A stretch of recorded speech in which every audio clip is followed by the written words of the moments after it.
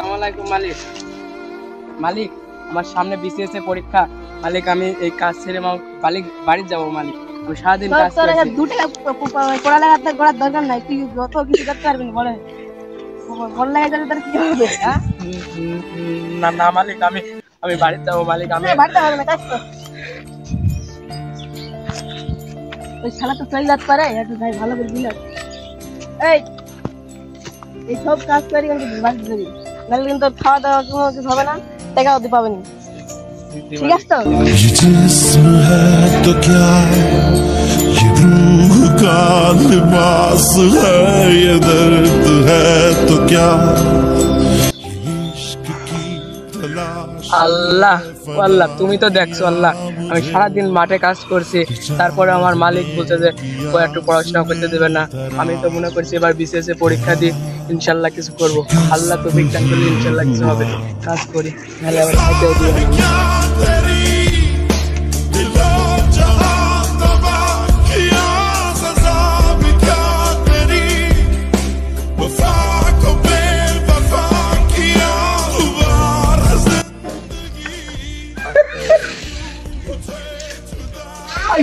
সারা কাজে এসে পড়াশোনা করতে না।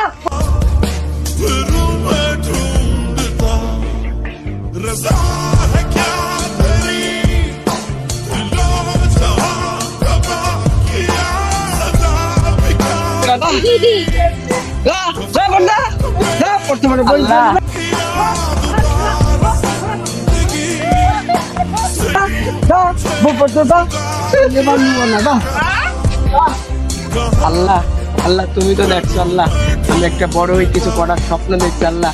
কেউ আমাকে এই দুনিয়ায় স্বপ্ন দেখতে দিচ্ছে না আল্লাহ। যার কাছে সকালবেলা তামুকের কাজে গেছি তাওই করছে, এখন এতে আছে তাও। আল্লাহ, আমাকে একদিন তুমি স্বপ্ন পূরণ করে দিও আল্লাহ।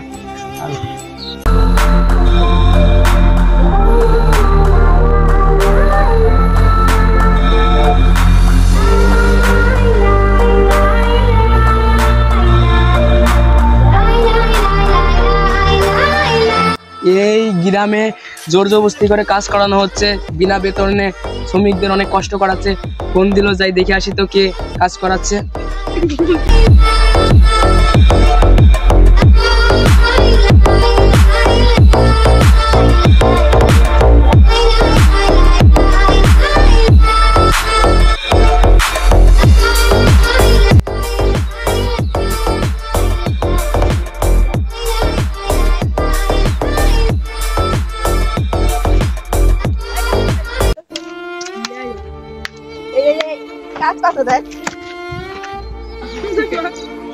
খেলা কাজও করবো আর মারবে, কাজই করবো।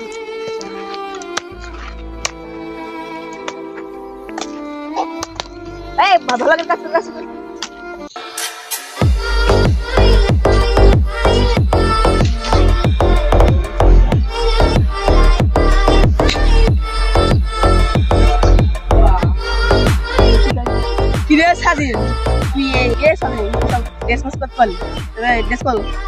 হ্যাঁ, আপনি ঠিকই ভেবেছেন, আমি সেই সাজিদ, আপনার আগে চাকর ছিলাম, কিন্তু এখন আমি আর চাকর না, এখন আমি ডিআইএসপি অফিসার।